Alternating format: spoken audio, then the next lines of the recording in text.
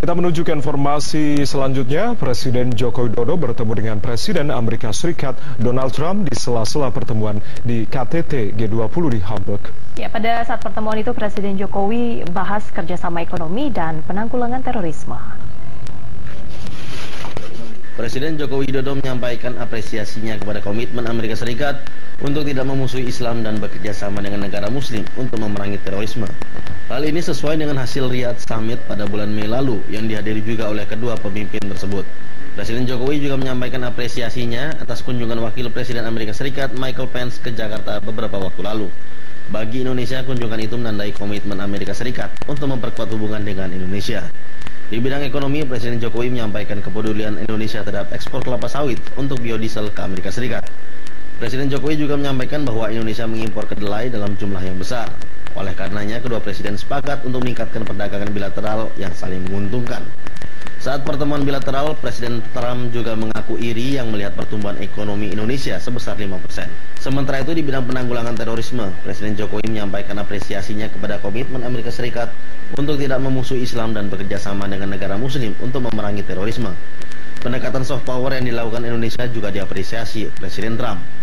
Presiden Jokowi berharap kerjasama penanggulangan terorisme melalui pertukaran informasi intelijen, penghentian aliran dana, pemberdayaan masyarakat moderat, dan penyebaran kontra narasi dapat dilakukan oleh kedua negara. Mengakhiri pertemuannya, Presiden Jokowi tak lupa mengundang Presiden Trump untuk berkunjung ke Indonesia. Presiden Joko Widodo di pertemuan KTT G20 melakukan pertemuan bilateral dengan Perdana Menteri Vietnam di Hamburg. Dalam pertemuan tersebut, Presiden Jokowi berharap perundingan ZTE Indonesia-Vietnam segera rampung. Di sela KTT G20 hari terakhir, 8 Juli 2017 di Messe und Kongress Hamburg, Jerman, Presiden Jokowi menggelar pertemuan bilateral diantaranya dengan Perdana Menteri Vietnam Nguyen Xuan Phuc di Hamburg Messe und Kongress. Dalam pertemuan ini, Presiden Jokowi mengharapkan agar perundingan delimitasi wilayah dan ZEE antara Indonesia dan Vietnam segera diselesaikan. Hal ini sangat penting untuk mencegah kembali insiden yang terkait dengan perairan laut. Isu terkait maritim lainnya adalah maraknya pelanggaran IUU fishing di perairan Indonesia. Karenanya Presiden mengharapkan kerjasama Vietnam untuk memberantas IUU fishing. Selain itu, Vietnam juga mengundang langsung Indonesia menghadiri KTT PEC November 2017. Selain itu, Presiden Joko Widodo juga menggelar pertemuan bilateral dengan Perdana Menteri Norwegia Erna Solberg.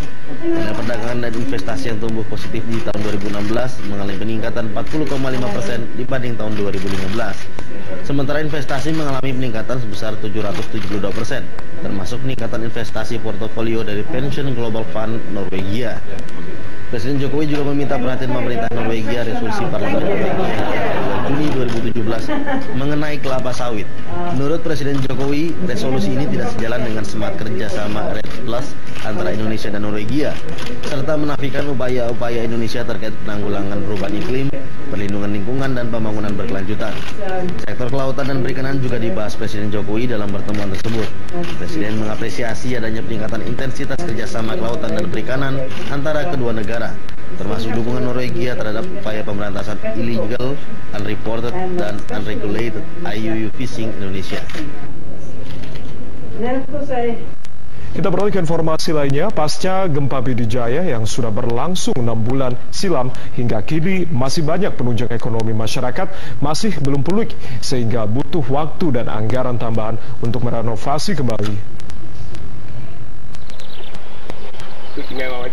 Salah satu penunjang ekonomi masyarakat yaitu tempat budidaya ikan air tawar yang ada di Balai Benih Kubo sejak gempa hingga kini dalam keadaan terlantar, di mana bangunan tersebut tidak semuanya rusak karena masih ada sebagian besar yang masih bisa difungsikan. Begitu juga halnya tempat pembibitan udang yang ada di Trenggalek, hampir semuanya rusak parah.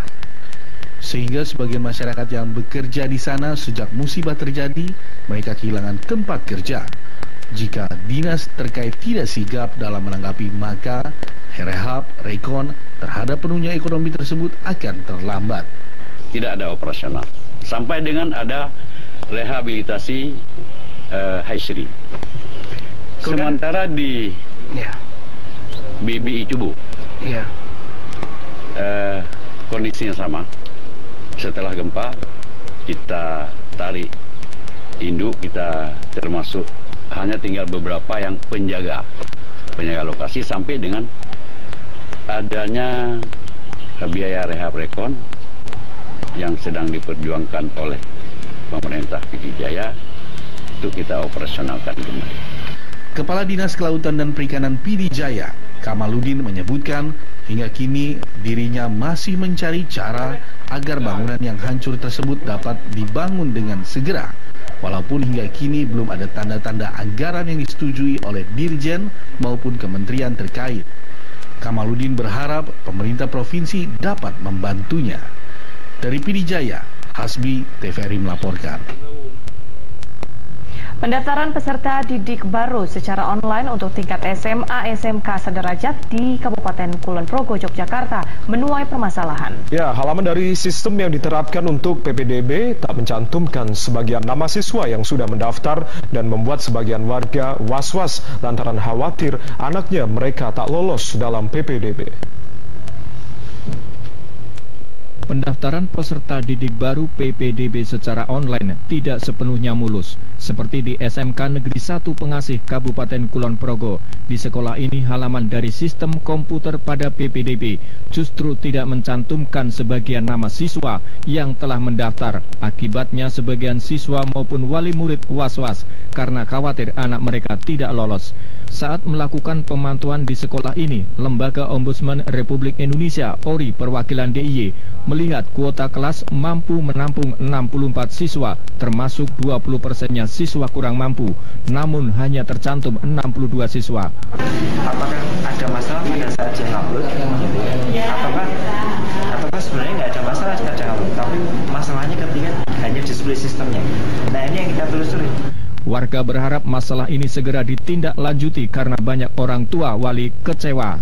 Seharusnya tidak diberlakukan, ya ini untuk dari Ombudsman itu untuk memantau sehingga pelayanan dari masyarakat itu juga terlaksana dengan baik sehingga masyarakat merasa puas dan enak untuk melaksanakan PPDB. Ombudsman meyakini meskipun dengan sistem online sudah dapat meminimalisir praktik kecurangan dan jual beli bangku, namun sistem ini masih memiliki kelemahan manipulasi nilai di tataran operator atau orang tua ketika melakukan unggah data. Ombudsman masih terus membuka laporan maupun aduan terkait praktik kecurangan yang dilakukan pihak sekolah maupun dinas pendidikan melalui kanal SMS aduan. Demikian Dian Adi melaporkan. Wali Kota Jambi, Esy Fasya, mengaku aturan Kemendikbud tentang PPDB membuat pemerintah Kota Jambi menjadi dilema. Karena dengan aturan tersebut, banyak siswa dari SD maupun SMP yang tidak bisa diterima di sekolah negeri, akibatnya ruang kelas banyak yang kosong. Permendikbud nomor 17 tahun 2017 yang membatasi satu ruang kelas hanya boleh diisi 28 siswa, terlebih hanya 4 kelas saja yang diperbolehkan untuk satu sekolah dasar, membuat seluruh daerah termasuk di Kota Jambi menjadi dilema. Dengan aturan ini, pemerintah Kota Jambi bingung untuk mengambil langkah. Wali Kota Jambi Esy Fasya mencontohkan seperti di SD 47 dan SD 1 Kota Jambi yang memiliki 10 ruang kelas belajar. Dengan peraturan Kemendikbud, maka ada 6 kelas yang kosong. Kondisi ini sangat disayangkan. Tidak hanya di SD, namun di SMP negeri juga terjadi. Selama ini ada SD-SD besar yang jumlah rombelnya sampai 8-10. Contoh misalnya SD 47, SD 1. Tapi saat ini tidak boleh lebih dari 4 kelas. Nah, ini jadi dilematis kita juga. Kenapa? Kami berupaya ingin menambah, tetapi di situ disebutkan sanksi bagi yang menambah rombel. Fasya menjelaskan jika siswa tersebut dipaksakan untuk masuk atau menentang aturan menteri akan mendapatkan sanksi. Seperti sekolah tidak mendapatkan dana BOS, siswa tidak akan mendapatkan nomor induk dan lainnya. Andre Wijaya, TVRI Jambi melaporkan.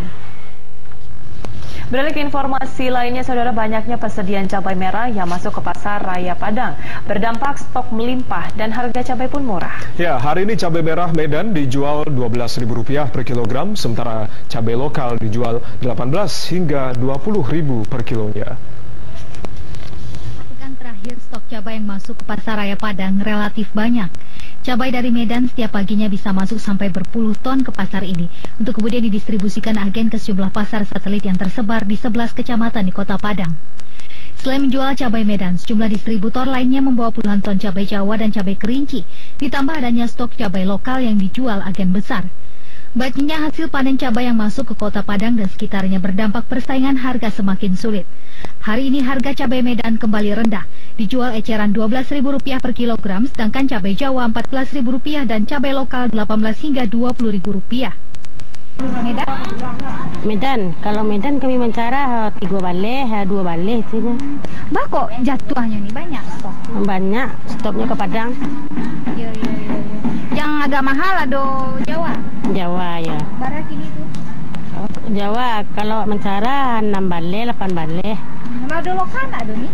Lokal Kampuang. Kampuang tunyo, Kampuang Wasiko ya mahal, nggak mahal stek Buki ya. Iya. Kalau Buki semua Jawanya. Sama di Jawa. Apa beda ini? Ada Kampuang juga ada Jawa. Kalau Jawa tunyo lemak tapi nak padeh do. Kalau ada Buki lemak tapi padeh. Selain cabai merah, harga cabai rawit juga turun menjadi Rp14.000 per kilogram. Bawang putih juga turun Rp24.000 per kilogramnya, padahal sebelum lebaran mencapai Rp48.000. Harga sejumlah sayuran juga relatif stabil seperti wortel dan tomat Rp6 hingga Rp8.000 per kilogram. Harga stabil sejak sebelum lebaran hingga saat ini juga terdapat pada komoditi minyak curah dijual masih Rp11.000 per kilogram dan gula pasir Rp13.000 per kilonya. Sementara tepung terigu dijual Rp6.500 hingga Rp8.500 per kilogram tergantung merek.